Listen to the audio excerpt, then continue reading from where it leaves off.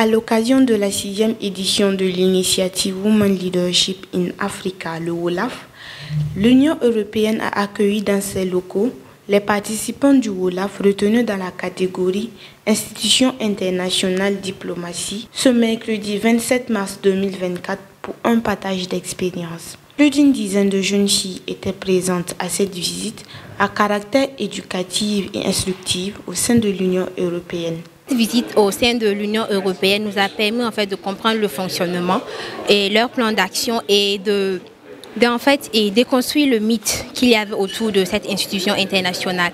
On a pu vraiment comprendre comment ils fonctionnent et quelles étaient leurs limites et aussi leur plan d'action en face et vu au regard de la situation sécuritaire du Burkina Faso.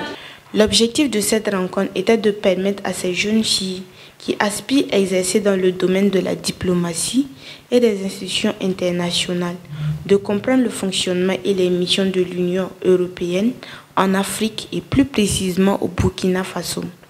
Une séance de questions-réponses a été organisée afin d'aider les filles à mieux comprendre l'Union européenne et à connaître son apport sur les plans dans lesquels elle intervient.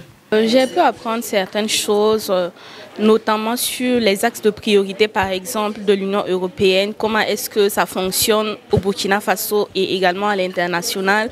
J'ai pu apprendre dans combien de pays, par exemple, l'Union européenne intervient.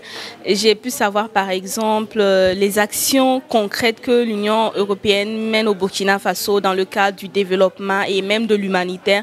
Et c'était en tout cas très édifiant.